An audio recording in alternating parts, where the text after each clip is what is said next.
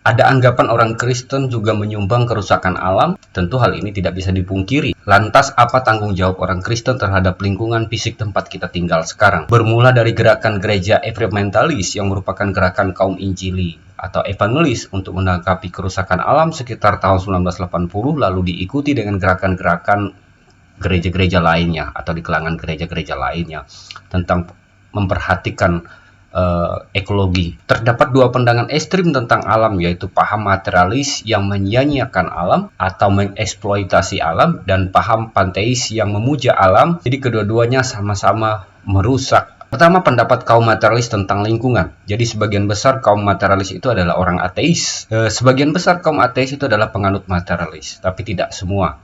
Kaum materialis juga dikenal sebagai kaum humanis sekuler, jadi menganut pandangan materialisme alam. Atau secara ekonomi dipahami sebagai pemaksaan dari kaum kapitalis atau dikenal dengan nama materialisme ekonomi. Dalam pandangan humanis manifesto pertama 1993, pandangan ini menegaskan optimisme yang tak terbatas dalam kemampuan manusia memecahkan masalahnya sendiri. Artinya dengan menggunakan teknologi secara bijak, manusia bisa mengendalikan lingkungan dan menaklukkan lingkungan itu untuk kehidupan manusia yang lebih baik. Nah, pandangan tentang alam, jadi pandangan materialisme tentang alam pertama itu adalah alam ada dengan sendirinya. Ini berkaitan tentang eksistensi alam. Dalam pandangan materialisme tradisional, dunia fisik itu kekal dan tidak diciptakan. Untuk mendukung pemahaman itu, mereka menggunakan hukum termodinamika, bahwa energi tidak bisa diciptakan atau dihancurkan. Jadi mengabaikan di sini peran Allah. Energi bagi pandangan materialisme tidak terbatas, tapi mereka mengakui bentuk energi itu bisa hilang dalam waktu tertentu. Kepandaian manusialah yang akan selalu menciptakan bentuk daripada energi. Memunculkan asumsi yang ketiga, yaitu teknologi daripada manusia bisa mengatasi hampir dari setiap masalah dunia yang menderita saat ini karena diakibatkan maldistribusi atau kesenjangan distribusi yang tidak merata. Nah, hal itu untuk mengantisipasinya diperlukan yang disebut dengan pendidikan global untuk memperbaiki maldistribusi. Kita perlu mengkritik pandangan daripada materialisme. Energi tidak terbatas misalnya, mengenai mereka salah mengkonsepkan yang disebut dengan hukum termodinamika pertama, tapi tidak menggunakan termodinamika kedua, bahwa energi itu semakin menipis, fosil misalnya logam, alam semesta akan mengalami penurunan dan kematian. Jadi teknologi tidak selalu mengatasi tiap masalah manusia. Maldistribusi bukanlah akar dari permasalahan kita saat ini, dan pendidikan bukanlah solusi. Adapun pandangan panteisme tentang lingkungan, jadi pandangan panteisme itu anti terhadap materialisme, juga anti terhadap kekristenan. Kaum panteisme gagal memahami konsep penciptaan Kejadian pasal pertama dengan mengatakan bahwa naluri pada manusia lah yang mendorong kepada tindakan destruktif dan eksploitasi tersebut.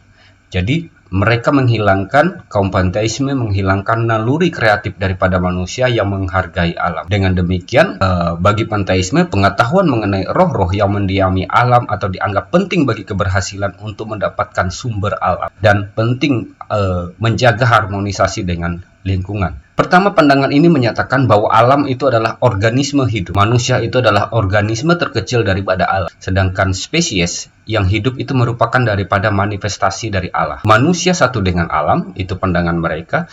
Yang terakhir, kita itu adalah hamba daripada alam. Kita akan mengkritik pandangan dari panteisme.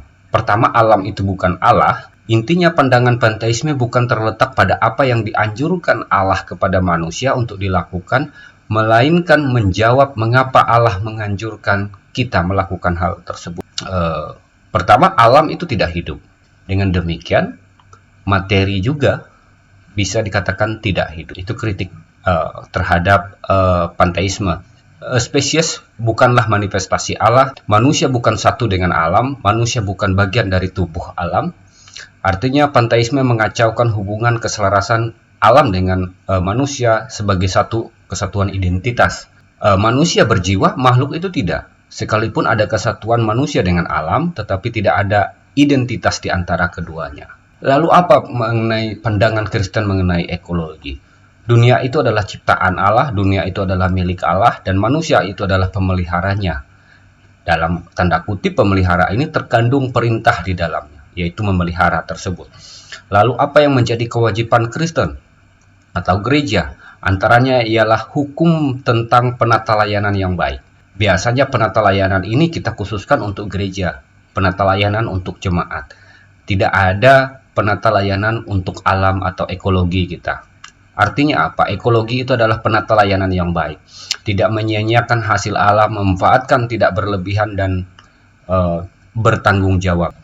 Kedua, hukum tentang perhentian hari Sabat. Bahwa alam bisa mengalami kelelahan, tanah bisa mengalami kelelahan, dan dia perlu istirahat. Konsep tentang istirahat itu mendatangkan produktivitas bagi kehidupan alam. Misalkan sehari tanpa lampu, sehari tanpa air, atau HP, dan sebagainya.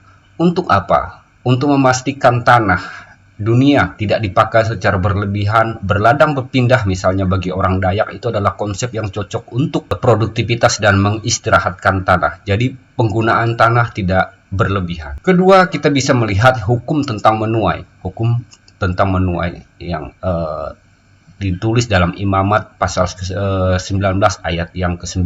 Lantas apa yang bisa kita evaluasi terhadap pandangan kekristenan? Memang kekristenan adalah agama yang paling antroposentris di dunia, ya, yang mengandalkan tentang manusia. Eksploitasi alam diakui berasal dari Kejadian pasal yang ke-1 ayat yang ke-28, yaitu menaklukkan bumi dan berkuasalah atas bumi. Ketika Francis Bacon menulis Novum Organum 1620 pada permulaan ilmu pengetahuan modern, dia mengatakan, biarkan manusia memperoleh kembali haknya atas alam yang menjadi miliknya karena pemberian Allah, dan biarkan kekuasaan diberikan kepadanya. Sejak saat itu, manusia mulai juga mengeksploitasi alam. Ditambah lagi dengan sejak Protestan, Calvin yang mencetus yang disebut dengan semangat kapitalis. Harus diakui bahwa kerusakan alam merupakan juga tanggung jawab kekristenan untuk memperbaikinya. Dalam bentuk apa? Dalam bentuk penata layanan lingkungan.